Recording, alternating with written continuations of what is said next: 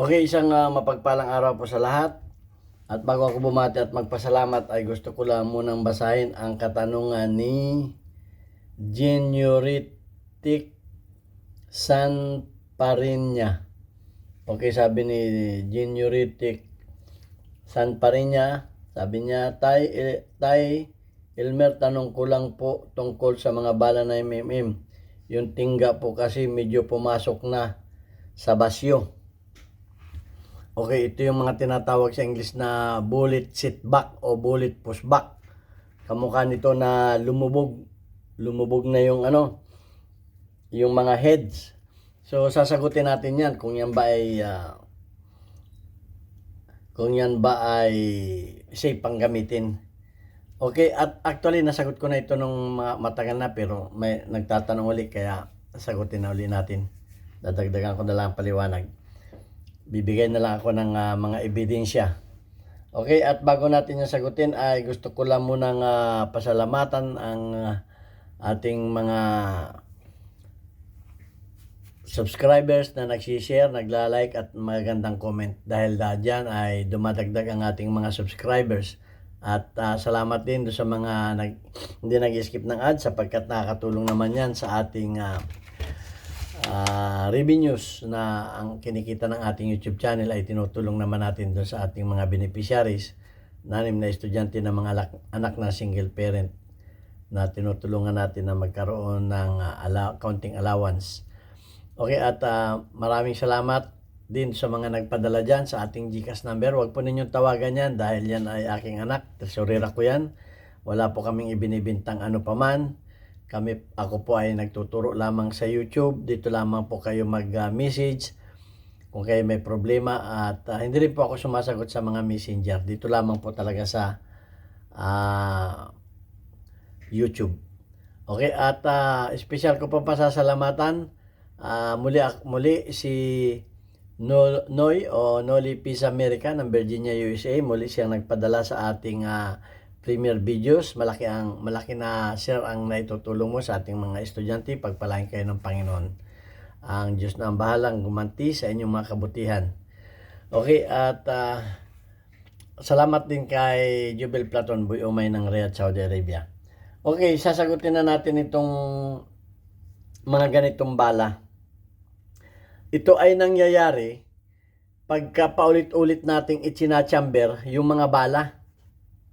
Dahil ito ay bumabangga dun sa ramp, itong bala, lalo na kung yung mga reload. Pagbangga niyan, minsan umatras ng konti yan. Umatras ng konti. So pag paulit-ulit natin yung ginagawa, yan ay patras ng patras. So, kung kayo magtitesting ng baril, ay na kayo ng dummy bullet. Gumamit na kayo ng dummy bullet. Huwag ninyong gamitin yung inyong mga yung mga ipinuputok ninyong bala. Dahil pagka yan ay maiksi ng ganito, ay yan ay malakas na ang pagpinutok yan, malakas na ang pressure niyan. Malakas na ang velocity. At may pangyayari na yung baril ay sumasabog. At ako'y nakaranas na rin ito. Pero salamat naman, hindi nasira yung baril, pero ramdam ko yung lakas. At tinamaan pa ako ng parang maliliit na pulbura sa muka. Parang nasabuyan ako. May salamin naman tayo, so delikado. At baka yung mga baril natin ay medyo kumbaga may naina na, lalo kung baril natin ay hindi mga original, ay medyo delikado itong mga ganito. So kaya itong mga ganito ay mga setback o pushback bullet ay hindi na ina-advise na gamitin pa uli. Pero pwede pa rin ninyo itong gamitin kung meron kayo nitong ganito, yung kinetic hammer o itong bullet puller. Yan ay inilalagay lamang dito. Testingin natin ito kung ito yung kung kaya pang ibalik. Nilalagay lang yan dyan. At yan ay pinupukpok. Okay, ipapalo lamang ninyo sa isang matigas na bagay. Yan. At minsan yan ay natatanggal. Natatanggal yung head. So pag natanggal yung head, ay wag na ninyong gamitin. Okay, pwede ninyong, kung kayo may, hindi ko na rin ina-advise na gamitin pa ninyo o ibalik pa ninyo. Hindi ko na rin ina-advise dahil baka yung powder naman ay nabawasan na. Baka tumapo na yung powder. Tapos ay ibinalik ninyo yung powder, kulang na. Hindi na eksakto, tapos ay ibinalik ninyo. Pinalo uli ninyo. Tumama na, ay baka naman mag-squib. So ayan, kung ganun ang problema, kung natanggal na. Pero kung naibalik ninyo sa dati, kung naibalik ninyo, naisukat ninyo ganyan at naibalik ninyo, pwede pa ninyong iputok. Pero kung at natapon na yung pulbura at ibinalik pa ninyo, baka mag-squib naman. So hindi ko na rin ina-advise na ganun. So wag na kayong manghinayang sa isang bala. Baka yung isang bala ay maging lumaki pa ang inyong gastos o magka-problema pa kayo, baka masira yung baril ninyo o kayo ay masabugan, ay isa pang malaking problema ang mangyayari. So yun ang advice ko sa inyo. Pero may katotohanan ba? Baka kasi baka hearsay lamang na ipiniparam sa instructor, walang katotohanan yan. Kasi nakaputok na rin ako nung ganun. Ay mabuti kung nakaputok kayo, ito lang nangyari sa inyo. Dahil hindi naman ninyo tinisting sa chronograph. So talagang kahit may mga napanood din ako niya sa YouTube na nagtesting, ay malakas talaga. Mas malakas yung pressure. Pero kung bumasa rin tayo sa Google kung ano ba talaga yung tinatawag na ang sabi dito ay pushback ammunition refers to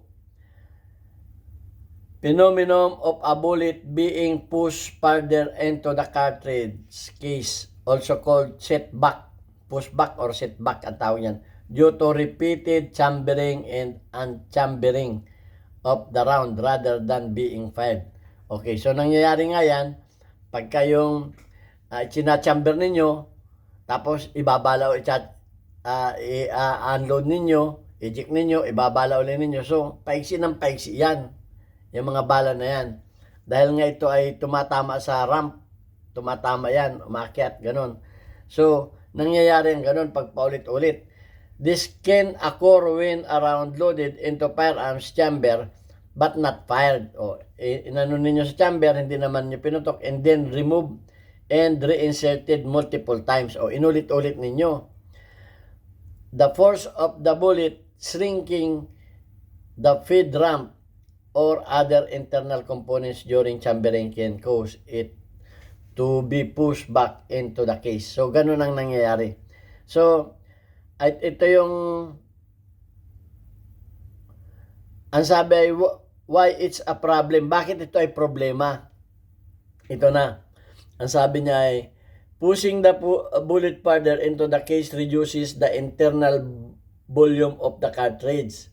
This can lead to significant increase in pressure when the round is fired, potentially exceeding the safe operating pressure for the cartridge and even the firearms. Okay. So, yung internal volume ng cartridge ay napipress. It can lead to a significant increased pressure at ito ay magdudulot ng increase ng pressure when the round is fired pagka inyong ipinutok. So, ang nagsabi niyan ay ang nagsabi niyan ay Google na. Baka naman may nagsabi sa inyo na testingin ko pa. Ay bakit ko pa titestingin? Ay delikado na nga eh. Patitesting pa ninyo. May mga ganun. Baka sabihin, ay, hindi naman ikaw ang dapat tinisting mo rin. Pakita mo rin sa chrono. Eh, bakit ko pa gagawin? Eh, may gumawa na nga eh. May nag-prove na. Hindi ko nagagawin. At saka naranasan ko na rin yan. Alam ko ng delikado, pagagawa pa ninyo sa akin. No way. May mga ganun kasi. So, ayan. ito ay nasa Google. So ang sabi ay ano, potentially exceeding the safe operating pressure of the cartridge and even the firearms. So maaring yung cartridge ay sumabog at pwede rin yung firearms. Ang sabi pa dito ay risk, yung ano bang tawag doon sa risk? Yung risky, yung pinakang delikado, delikado.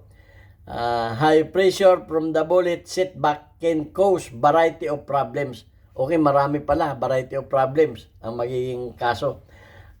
Including malfunction, pwede rin mag-malfunction yung baril ninyo, accuracy issues, meron din, and extreme cases, potentially dangerous bars of the cartridge cases. Okay, at ang pinakang malala ay pwedeng sumabog yung cartridge, yung case ng cartridge. So ayan, yan ang pwedeng ano, kaya hindi ko ina-advise yan. Ito ay hindi nagaling sa akin, bagaman ito ay naranasan ko na, ay hindi ko naman ipaparanas na sa inyo at baka kung ano pa ang mangyari. Baka sabihin ko, pwede namang iputok pa yan. Medyo malakas-lakas laang. Pero wag na ninyong, prevention. Sabi sa prevention na ito, avoid setback. It's recommended not to repeatedly chamber the same round. Rotate your carry ammunition regularly and avoid loading and unloading the same round multiple times. Ayun. Para ma-preventionan yan, wag yung paulit-ulit yung isang bala lamang. Pwede yan, paiba-ibang bala. Paiba-ibang bala pwede. Pero pag yung 5 bala na yun ay pinaulit-ulit mo, paulit-ulit yung 5, karga, load, karga, load, karga, load. O sige, eject, load. Hindi, paiksi ng paiksi yun. Tapos ipuputok naman ninyo. Kasi yung mga nagtitesting minsan, yung mga nagmamalfunction, titestingin. So, wag yung isang bala lamang o ilang bala lang pan-testing. Kung maaari, maraming bala, round robin yung mga bala para hindi yun ang nabubugbog.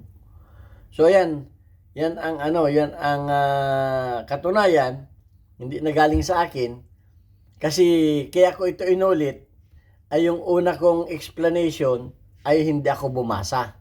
Baka walang maniwala sa akin. Kasi yung iba sabi ay gawa-gawa mo lamang yan, gumagawa ka lang ng batas, yung gano'n. Alam naman yung iba, mahirap maniwala, may sariling kanya. So, ayan na yung katunayan. Kaya ko inulit itong content na ito dahil itinanong uli nung una, hindi ako nagbasa. Kaya ngayon, ang ginagawa ko ay kumukuha ko ng mga evidence na totoo yung sinasabi ko, hindi yung gawa-gawa ko lang. Kasi nga, yung iba ay ayaw maniwala sa atin. Kahit yung iba nga, binasa ko na sa batas, paulit-ulit ko nang binasa sa batas na yung may license na baril na walang permit to carry ay pwedeng mahuli sa labas, bawal at makukulong. Yung iba ayaw pang maniwala, may sinasabi pang mga technical violation may mga ganun pa. Paulit-ulit na nga yung basa ko, kahit saan ko basahin ay hindi pa rin maniwala. So yung mga hindi naniniwala ay wala na akong magagawa. Wala akong karapatan na kayo ay piliting maniwala sa akin. So ayan, kaya ko binasa yan. Okay, at babasahin ko lamang, bago ko basahin yung ating mga weekly highlights, ay gusto ko lang i-shout out ang taga ron sa amin, mga kababayan kong taga Pinamalayan Oriental, Mindoro. Please support po yung aming bagong negosyo dyan, Papa Burgers, matatagpuan sa Alvarez Street, Pinamalayan Oriental, Mindoro. Ang nagmamanage po niyan ay yung aking bunsong anak na si Elmer. Puntahan lamang po niyan. Yan yung po yung aking dating machine shop na wala nang machine shop dyan dahil lang ako ay nag-abroad na. So ang itinayo naman ng aking anak dyan ay Papa Burgers. At mapapaburger kayo sa sarap. Sabihin lamang ninyo na subscriber kayo ni Pinoy Firearms Instructor at buy one take one yan. Okay, maraming salamat sa inyo. Salamat din kay Lasak Hunter at kay nakarating na dyan. Okay, God bless us all. Thank you very much. At ito ang ating mga community spotlight. may mga bago na. Community Spotlight. Quick highlights of your most engaged audience members including your top commenters. Okay, shout out kay Rag Ferns. Meron kang 56 engagement. Shout out kay Nueva Prepare. Meron kang 18 engagement. Shout out kay JR10 Chudosky. Kay Chudosky, meron kang 49 engagement. Shout out kay Daniel De Guzman. Meron kang 16 engagement. At shout out kay Tommy Aparachi. Meron kang perfect 100 plus engagement. Okay, thank you very much. Magtanong lamang kayo at sasagutin ko yan sa abot ng aking maliit na kalaman. God bless us all.